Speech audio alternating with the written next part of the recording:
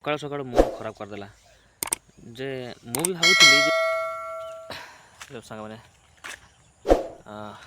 ତ ଆଜି ଗୋଟେ ଏମିତି ଘଟଣା ହେଇଛି। କାଲି ଯେଉଁ ଭିଡ଼ିଓଟା ଅପଲୋଡ଼ କରିଥିଲି ସାଙ୍ଗମାନେ, ସେ ଭିଡ଼ିଓରେ ପୁରା ରେଷ୍ଟ୍ରିକ୍ସନ୍ ଆସିଲା ତ ଏମିତି ମୁଣ୍ଡ କାମ ଦେଲା ନାହିଁ। ମୁଁ ଗୋଟେ ନାଇଟ୍ ଗୋଟେ ଜାଗାକୁ ଯାଇଥିଲି, ନାଇଟ୍ ଅପଲୋଡ଼ କରିକି ସକାଳେ ଅପଲୋଡ଼ କରିଦେଇଥିଲି। ତ ତାପରେ ଆସିକି ଯେତେବେଳକୁ ରାତିରେ ଆସିକି ମୋ ଭିଡ଼ିଓଟା କଲି, ଏଡ଼ିଟିଂ କରିକି 5ଟା ବେଳେ ଅପଲୋଡ଼ କରିଦେଇଛି। 5ଟା ବେଳେ ଅପଲୋଡ଼ କରିଦେଇଛି ମାନେ ତାପରେ ମୁଁ ଶୋଇପଡ଼ିଛି। ସକାଳେ 6ଟା ବେଳକୁ ଉଠିକି ମୁଁ ଦେଖୁଛି, ସାଙ୍ଗେ ସାଙ୍ଗେ ଉଠିକି ଦେଖିଲି ଯେ ନାଇଁ କ'ଣ ଭିଡ଼ିଓଟା କ'ଣ ଆସିଛି ବୋଲିକି ଦେଖିଲା ବେଳକୁ ରେଷ୍ଟ୍ରିକ୍ସନ୍ ଆସିଲା ଚାଇଲ୍ଡର। ତାପରେ ମୁଁ ଭାବିଲି କି ନାଇଁ ଇଏ ଏମିତି ରେଷ୍ଟ୍ରିକ୍ସନ୍ କାଳେ ଚ୍ୟାନେଲ୍ଟା ଡିଲିଟ୍ ହେବନି ତ ୟୁଟ୍ୟୁବ୍ରୁ। ସେଇ ଭାବନାରେ ମୁଁ ଆଜି ପୁରା ମୁଡ୍ ଖରାପ ଅଛି ସାଙ୍ଗମାନେ। ଏମିତି କହିହେବନି, ବହୁତ ଲୋକଙ୍କର ଏମିତି ହେଇଛି କି ଯଦି ରେଷ୍ଟ୍ରିକ୍ସନ୍ ବହୁତ ହେଇଥିବ କି ଏମିତି ମନିଟାଇଜ୍ ଆପ୍ଲାଏ କଲାବେଳକୁ, ମନିଟାଇଜ୍ ଆପ୍ଲାଏ କରିସାରିଲା ପରେ ବି ଡିଲିଟ୍ ହେଇଯାଉଛି ଲୋକଙ୍କର। ଏମିତି ସାଙ୍ଗମାନେ ମୋ ଚ୍ୟାନେଲ୍ଟା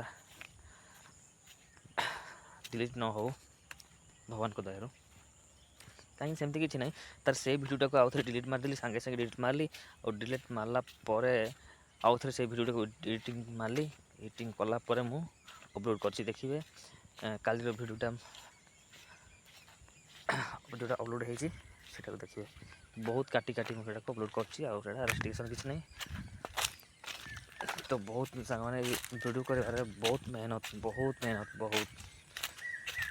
ମାନେ ମୁଁ ବେଳେବେଳେ ରାତିରେ ମୁଁ ଶୁଏ ନାହିଁ, ମାନେ ଭିଡ଼ିଓଟା କ'ଣ କାଲିର ଭିଡ଼ିଓଟା କ'ଣ ଆସିବ କ'ଣ ନାହିଁ ସେ ବାବଦ। ଆଉ ସାଙ୍ଗମାନେ ତ ମୁଁ ସକାଳୁ ପଳେଇ ଆସିଛି ବିଲ ଆଡ଼େ।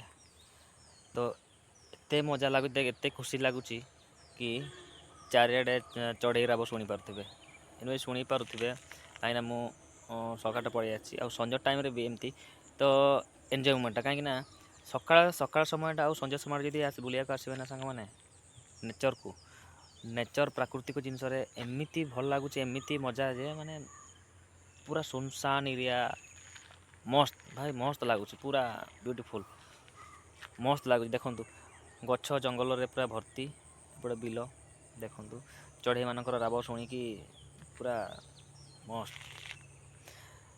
ମସ୍ତ ଲାଗେ ଭାଇ। ମାନେ ପୁରା ଏତେ ସୁନ୍ଦର ଯେ ଚଢ଼େଇମାନଙ୍କର ରାବ ଶୁଣିକି। ତ ସାଙ୍ଗମାନେ ଏଇଭଳିଆ ଆଜି ମୁଁ ଘରେ ହିଁ ଥିଲି, କୁଆଡ଼େ ଯାଇନି। ତ ଏମିତି ସେଇ ଚିନ୍ତାରେ ନେଇଥିଲି, ଆଉ କାଳେ ସେମିତି କିଛି ୟୁଟ୍ୟୁବ୍ ଚ୍ୟାନେଲ୍ ଡିଲିଟ୍ ହେବନି ତ ସେ ବାବଦ। ତ ସାଙ୍ଗମାନେ ଠିକ୍ ଅଛି, ଆଜିର କଥା ଏତିକିରେ। ଆଉ ପୁଣି ଦେଖା ହେବା ନେକ୍ସଟ ବ୍ଲଗ୍ ଭିଡ଼ିଓରେ, ଦେଖା ହେବା